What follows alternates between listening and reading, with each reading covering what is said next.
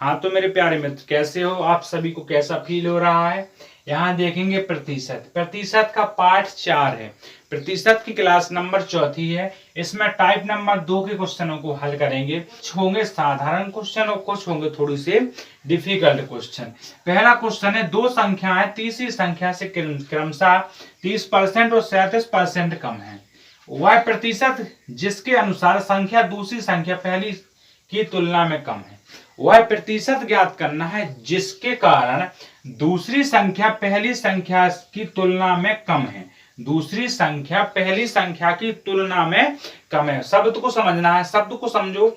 दूसरी संख्या पहली संख्या से कम है तुलना में, वह प्रतिशत आपको बताना है। यहां से देखेंगे दो संख्या तीसरी संख्या से, तो पहला काम हमारा क्या होता है कि पहली बात तो यह है कि भी दो संख्याएं कौन कौन सी हैं, पहली, दूसरी और एक तीसरी। बात हो रही है टोटल 3 संख्याओं की। क्रमशः का मतलब है पहली संख्या 30%, दूसरी संख्या 37%। लेकिन हमारा बेस जो होता है, बेस पहले की क्लास देखना है। बेस के लिए यहाँ बेस की क्लास को देखना है। बेस हमारा 100% होता है। किसी भी चीज का बेस 100% हमें मानना बहुत सरल। कोई भी वस्तु अपने आप में 100%। तीसरी संख्या से 30% कम होगी तो कितना बचेगा मेरे प्यारे भाई, 70%। तीसरी संख्या से 37% कम होगी तो मेरे भाई कितना बचेगा, 63% बचेगा ना मेरे प्यारे भाई। यहां से फिर पूछा है दूसरी संख्या पहली संख्या की तुलना में कितनी कम है, 7%। किसके कारण, दूसरी संख्या पहली की तुलना में, पहली की तुलना में। बात किसकी हो रही है यहां पर, पहली। तो बेस क्या होगा हमारा मेरे प्यारे भाई, 70। बेस होगा हमारा 70। कितना परसेंटेज याद करना है, परसेंटेज का चिन्ह लगाओ। 7 से गया 10 बार, 10 से गया 100 में तो 10 बार। कितना परसेंट कम हुआ मेरे प्यारे भाई, 10%।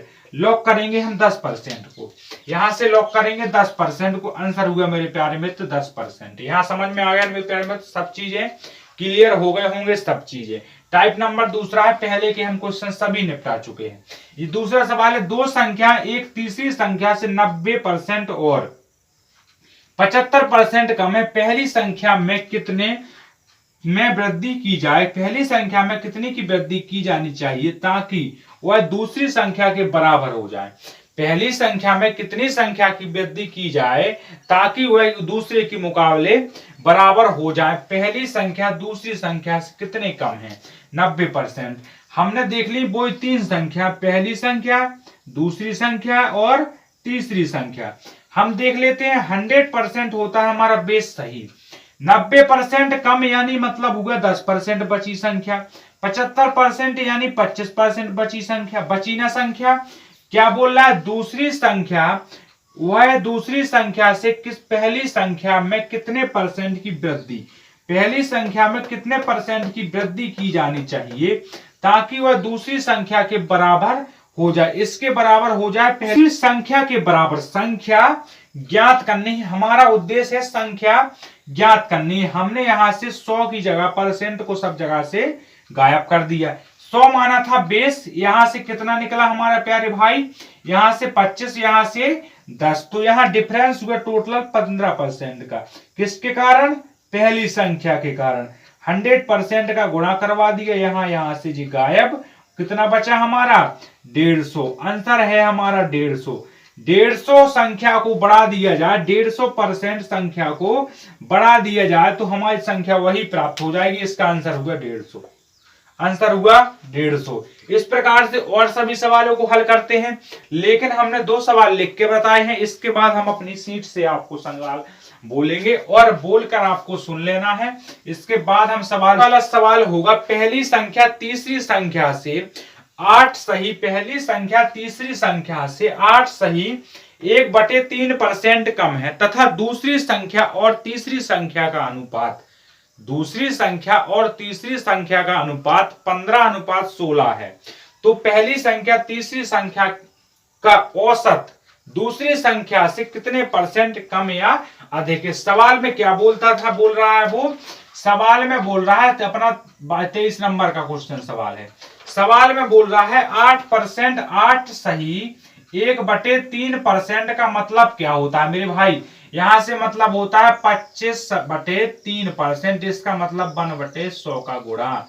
तो यहाँ कितना हुआ हमारे प्यारे मित्र, कितनी बार गया यहाँ से 4 बार, तो 1/12। लेकिन 1% की कमी हो रही है ना, तो यहाँ से संख्या कौन कौन सी थी अपनी, 1, 2 और 3, 3 संख्याएं हैं हमारी।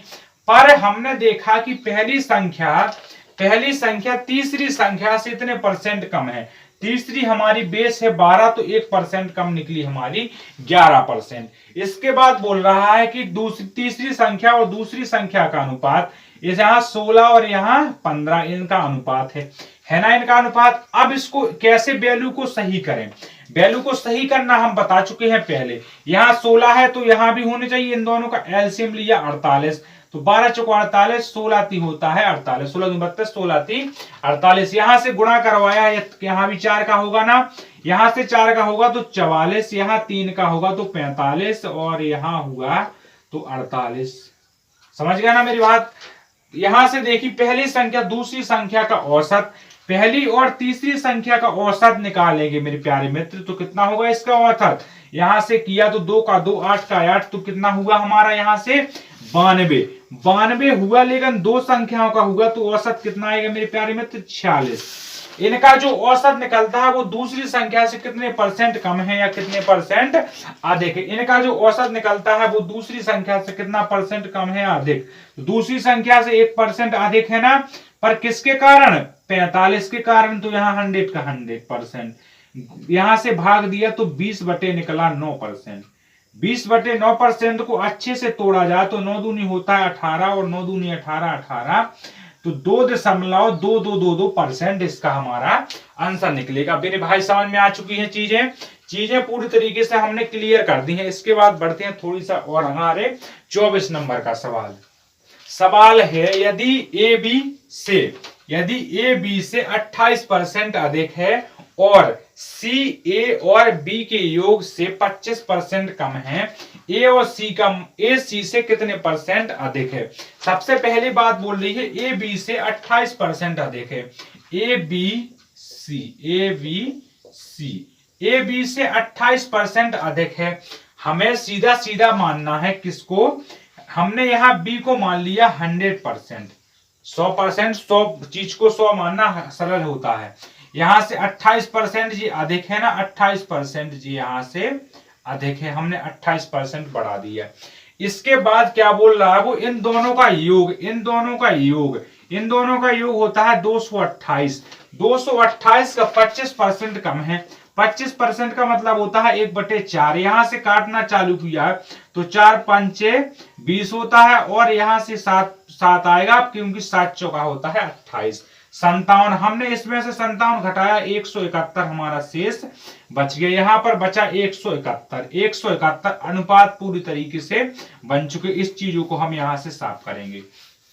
इसके बाद क्या बोल रहा है वो, ए सी से कितने परसेंट अधिक है, ए सी से कितने परसेंट अधिक है। यहां से घटाएंगे तो कितना बचेगा हमारा, यहां से 8 में से यहाँ 128 को हटाया इसमें से, तो कितना 3 का 3 बच गया।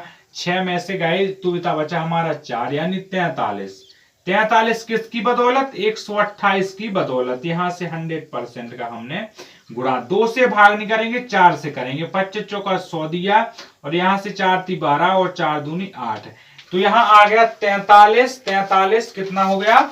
यहां से रखते हैं सीट को अब नीचे, कितना हुआ हमारा प्यारे मित्र, 43 × 25/32। इसको भाग देने की कोशिश करना है। हमने भाग देने की कोशिश की तो कितनी बार भाग जाएगा, एक बार तो हो जाएगा 32, एक बार गया तो हो गया 32, लेकिन बचा 1 और यहां भी बचा 1, तो 11 बच गए। 11 में ऐसा कर दें 10, तो यहां कितना बच जाएगा, 3 × 3 = 9, यानी हमारा भाग 1.33 कुछ जाएगा। तो हमने यहां से 25 का गुणा कराया, इसमें 25 का गुणा कराया तो 25 का तो हो गया 25 और यहां से 25 75 होता है, यानी 7 इससे अगरते होगा, 7 से कुछ ज्यादा होगा हमारा। तो यहां से 32 यानी 33 दशमलव कुछ हमारा इसका परसेंटेज में आंसर आएगा। यही हमारा आंसर है। तो इस तरीके से हम अभी 5 सवाल पूरी तरीके से सॉल्व कर चुके हैं। तो मेरे भाई इसमें कोई दिक्कत गई हो तो आपको बताना है कमेंट बॉक्स में, और लंबी क्लास देखना पसंद है तो भाई एक बार प्यारा सा कमेंट दे देना है। उसमें हम बहुत ही बेहतरीन तरीके से बताएंगे, बहुत ही बेहतरीन तरीके से आपको चीजों को क्लियर करेंगे। तो मेरे प्यारे मित्र, अब तक के लिए सभी बंधुओं को जय हिंद, जय भारत। वीडियो को लाइक करना है और चैनल को सब्सक्राइब जरूर करना है।